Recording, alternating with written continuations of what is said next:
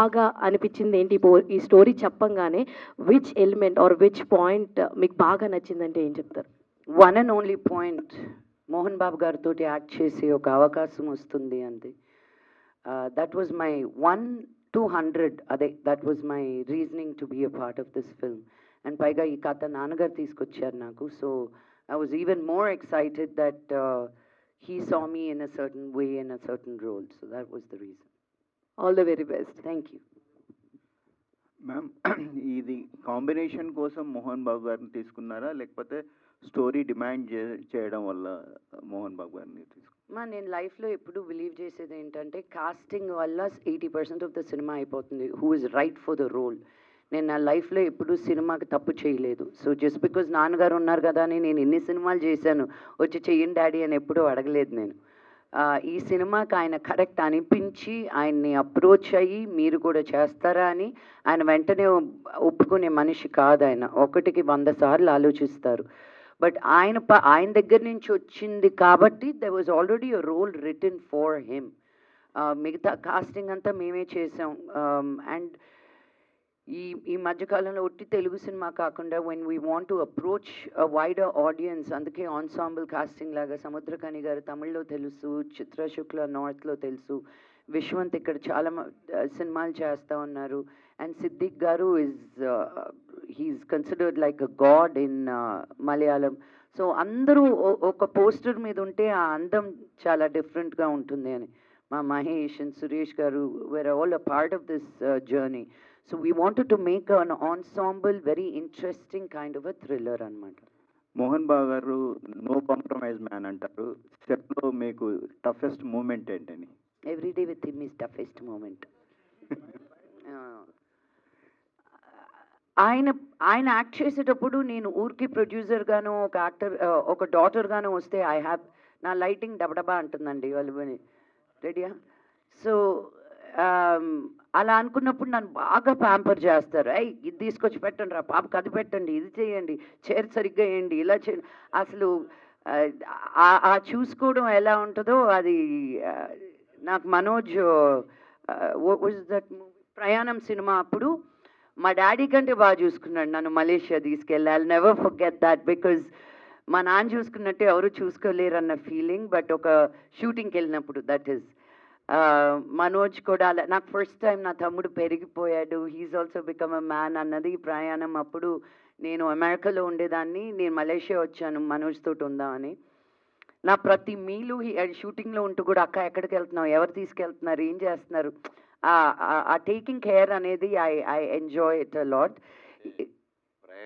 ప్రయాణం సినిమా వరకు నీకు క్లారిటీ రాలేదా నా గురించి? లేదు, as an actor and how you will take care of మీ నాన్న, like I fell, you know what I mean. నోర్మై ఓ సారీ కట్ అయిన తర్వాత చెప్తాను నీ సంగతి.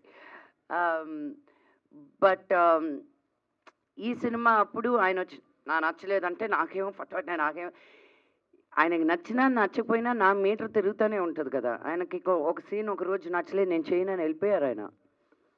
గుర్తుందా?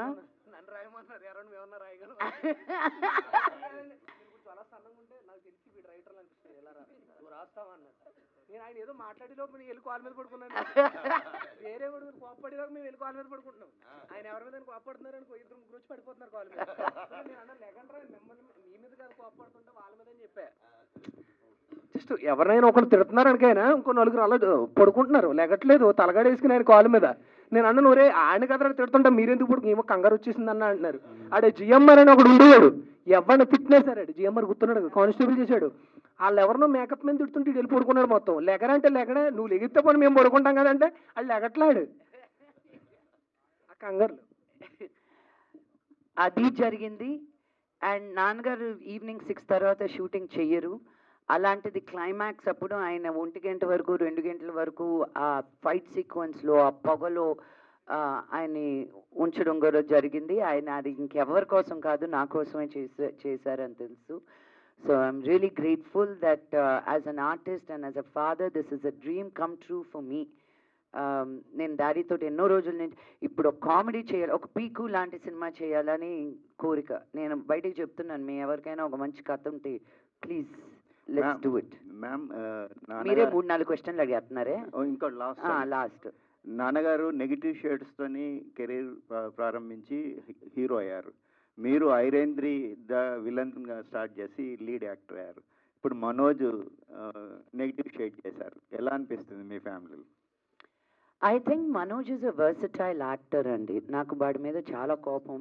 అది 1,00,000 సార్లు వాడికి ఇంట్లోపల చెప్పిందే. నేను ఏడ్చుకున్న రోజులు ఉన్నాయి, నిన్ను మళ్ళీ ఎప్పుడు తెర మీద చూస్తాను అని. నిన్న మనోజ్కి ఎలా అనిపించిందో నాకు తెలియదు, కానీ నా సంతోషానికి మటుకు there is no bounds. Because ఒక మంచి ఆర్టిస్ట్ని ఎల్లప్పుడూ చూస్తూ ఉండాలనిపిస్తుంది. అండ్ నా తర్వాత ఈ ఫ్యామిలీలో talented మనోజే. No, but jokes apart, he is the most talented. నేను ఈ సినిమాలో నా సాంగ్కి కానీ, నా ఫైట్కి కానీ, నా ట్రైలర్కి కానీ, నా టీజర్కి కానీ, నా కాస్టింగ్కి కానీ, నా కథ మొత్తం అయినప్పుడు కానీ ప్రతి అడుగులోనూ నేను మా నాన్నకు చూపించలేదు, విష్ణుకి చూపించలేదు, ఎవ్వరికి చూపించలేదు. మనోజ్ ఒక్కడనే నమ్మాను నేను. వాట్ హీ వాజ్ సేయింగ్, తన his input means the world to me. ఇంకా ఎవరికి నచ్చినా నచ్చకపోయినా మనోజ్ ఇది బాగుంది అంటే ఇంకా అది శిలాశాసనం నాకు. Because not as a brother but as an artist, as a talent. ఒక మ్యూజిక్ పరంలో పట్టు కానీ, తనకి ఒక డైలాగ్ డెలివరీలో పట్టు కానీ. నేను సినిమా చూసి షాక్ తిన్నది ఏంటి తెలుసా,